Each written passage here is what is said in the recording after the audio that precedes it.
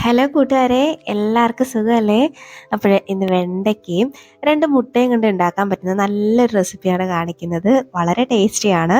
അപ്പോഴിത് എങ്ങനെയാണ് ഉണ്ടാക്കുന്നതെന്ന് കണ്ടു നോക്കിയാലോ? അതിനു മുന്നേ ഈ ചാനൽ ഇതുവരെ സബ്സ്ക്രൈബ് ചെയ്യാതെ ആരെങ്കിലും കാണുന്നുണ്ടെങ്കിലേ പ്ലീസ് ഒന്ന് സബ്സ്ക്രൈബ് ചെയ്ത് സപ്പോർട്ട് കൂടെ ചെയ്തേക്കണേ. അപ്പോഴിത് ഉണ്ടാക്കാൻ വേണ്ടിയിട്ട് ആദ്യം ഒരു മസാല ഒന്ന് റെഡിയാക്കണം. അതിന് 1 ടേബിൾ സ്പൂണോളം മല്ലി ചേർക്കുന്നുണ്ട്. ഇനി ഒരു 3-4 വറ്റൽമുളക് ചേർത്ത് കൊടുക്കാം. കൂടെ ഒരു 1/2 ടീസ്പൂണോളം കുരുമുളക് ചേർക്കുന്നുണ്ട്. ഇനി ഒരു 1/2 ടീസ്പൂൺ ചെറിയ ജീരകം ചേർത്ത് കൊടുക്കാം. ഇനി ഒരു 1/2 ടീസ്പൂൺ വലിയ ജീരകം കൂടെ ചേർത്ത് കൊടുക്കുന്നുണ്ട്. ഇതെല്ലാം ചേർത്തിട്ട് നന്നായിട്ട് ലോ ഫ്ലെയിമിൽ വെച്ചിട്ട് നന്നായിട്ട് ഒന്നങ്ങ് വറുത്തെടുക്കാം. അപ്പോൾ ഫ്ലെയിം ഒരിക്കലും കൂട്ടി വെക്കരുത് കേട്ടോ. അപ്പോൾ ലോ ഫ്ലെയിമിൽ വെച്ചിട്ട് തന്നെ ഇതൊന്ന് വറുത്തെടുക്കണേ. അപ്പോൾ ഇതിൻ്റെ കൂടെ ഒരു 6-7 അല്ലി വെളുത്തുള്ളിയും കൂടെ ചേർത്ത് കൊടുക്കുന്നുണ്ട്. അതും കൂടെ ചേർത്തിട്ട് വീണ്ടും നന്നായിട്ട് ഒന്നങ്ങ് റോസ്റ്റാക്കി എടുക്കാം. ഇപ്പോൾ ദാണ്ട ഒന്ന് വറുത്ത് എടുത്തിട്ടുണ്ട്. അത്യാവശ്യം ആ മല്ലിയുടെ ഒക്കെ കളർ ഒന്ന് മാറി വന്നിട്ടുണ്ട്. അപ്പോൾ ഈ പരുവം വരെ മതിയാവും. ഇനി നമുക്കിതൊന്ന് തണുക്കാനായിട്ട് വേറൊരു പാത്രത്തിലോട്ടിട്ടൊന്ന് മാറ്റി വയ്ക്കാവേ. വീണ്ടും അതേ പാൻ തന്നെ ഞാനൊന്ന് അടുപ്പത്തേക്ക് വെച്ചിട്ടുണ്ട്. അതിലേക്ക് ഒരു 3 ടേബിൾ സ്പൂണോളം വെളിച്ചെണ്ണയാണ് ചേർത്ത് കൊടുക്കുന്നത്. അപ്പോൾ ഈ വെളിച്ചെണ്ണ ഒന്ന് ചൂടായി വരുമ്പോഴേക്കേ ഇതിലേക്ക് ഞാനിവിടെ നമ്മൾ അരിഞ്ഞ് വെച്ചേക്കുന്ന നമ്മുടെ വെണ്ടയ്ക്ക ഉണ്ടല്ലോ, ഇതുപോലെ റൗണ്ട് ഷേപ്പിലാണ് ഞാനൊന്ന് അരിഞ്ഞെടുത്തേക്കുന്നത്. അതങ്ങോട്ട് ചേർത്ത് കൊടുക്കാവേ.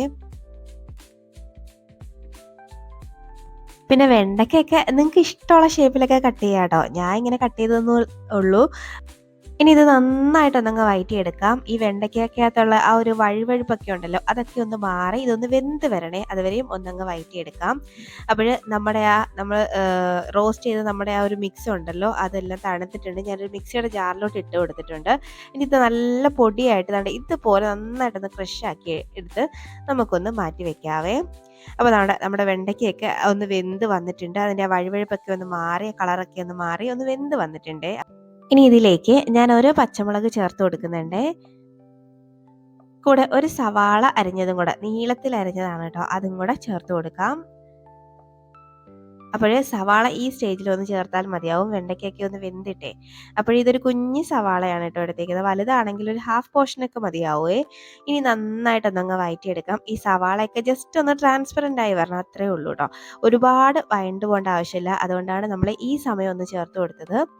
ഇനി ഇതിലേക്ക് ഒരു 1/4 ടീസ്പൂൺ മഞ്ഞൾപ്പൊടിയും ആവശ്യത്തിനുള്ള ഉപ്പും കൂടെ ഈ സമയത്ത് അങ്ങോട്ട് ഇട്ട് കൊടുക്കാവേ. ഇതും ചേർത്ത് വീണ്ടും നന്നായിട്ട് അതങ്ങ് വഴറ്റിയെടുക്കാം.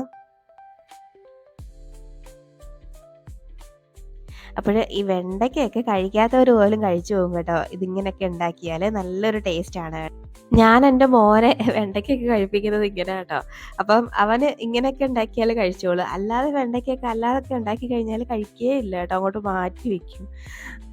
അപ്പോൾ ഈ സവാളയൊക്കെ അത്യാവശ്യം ഒന്ന് വഴണ്ട് വന്നിട്ടുണ്ട്. ഇനി ഇതിലേക്ക് നമുക്ക് തക്കാളിയും കൂടെ ചേർത്ത് കൊടുക്കാം. ഞാനൊരു കുഞ്ഞ് തക്കാളിയാണ് ഒന്ന് ചേർത്ത് കൊടുക്കുന്നത്. അത് ചെറുതായിട്ട് ഒന്ന് അരിഞ്ഞ് ചേർത്ത് കൊടുക്കാം. ഇനിയിപ്പോൾ നിങ്ങളുടെ കയ്യിൽ വലിയ തക്കാളി ആണെങ്കിൽ അതിൻ്റെ ഹാഫ് പോർഷനൊക്കെ ചേർത്താൽ മതിയാവേ. ഇനി തക്കാളിയും കൂടെ ചേർത്തിട്ട് വീണ്ടും നന്നായിട്ട് ഒന്ന് വഴറ്റുന്നതിന് മുന്നേ കുറച്ച് കറിവേപ്പിലയും കൂടി ഇട്ട് കൊടുക്കണം കേട്ടോ. അപ്പോൾ വീണ്ടും നന്നായിട്ട് എല്ലാം കൂടെ ചേർത്തിട്ട് നന്നായിട്ടൊന്നങ്ങ് വഴറ്റിയെടുക്കാം.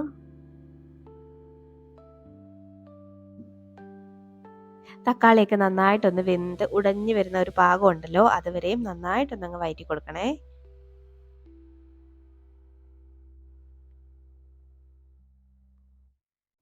ഇപ്പം തക്കാളിയൊക്കെ നന്നായിട്ടൊന്നങ്ങ് വെന്ത് വന്നിട്ടുണ്ട്. അപ്പോൾ ഈ സമയമാകുമ്പോഴേക്കും നമ്മൾ ആ പൊടിച്ചു വെച്ചേക്കുന്ന മിക്സ് ഉണ്ടല്ലോ, അതങ്ങോട്ട് ഇട്ട് കൊടുക്കാം.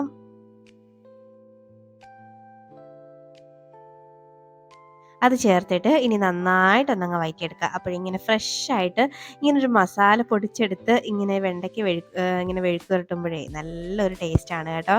അപ്പോൾ നല്ലൊരു മണവുമാണ്. ഇത് നന്നായിട്ട് വീണ്ടും ഒന്നും കൂടെ അങ്ങ് മിക്സാക്കി എടുക്കാം.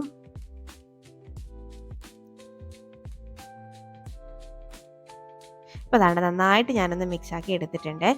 ഇനി ഇത് ജസ്റ്റ് ഒരു 2 മിനിറ്റ് ഒന്ന് അടച്ച് വെച്ചിട്ട് ഒന്ന് വേവിച്ചെടുക്കാവേ.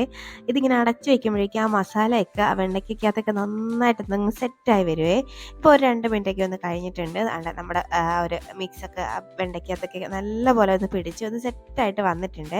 അപ്പോൾ ഇത് ജസ്റ്റ് ഒന്നും കൂടെ ഒന്ന് വഴറ്റിയെടുത്തിട്ട് നമുക്ക് ഇത് ഒരു സൈഡിലോട്ട് അങ്ങോട്ട് മാറ്റി വെക്കാവേ.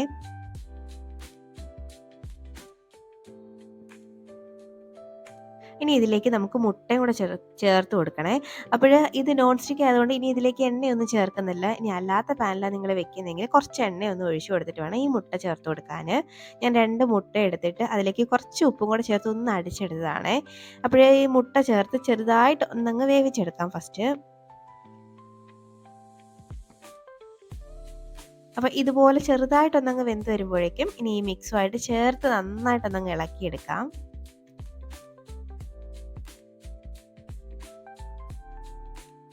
അപ്പോൾ ഈ മുട്ടയും കൂടെ ചേർത്തിട്ട് നന്നായിട്ടൊന്നങ്ങ് മിക്സാക്കി മുട്ടയൊക്കെ നന്നായിട്ട് വേവുന്ന വരെയും നന്നായിട്ട് അങ്ങോട്ട് ഇളക്കിയെടുക്കാം കേട്ടോ.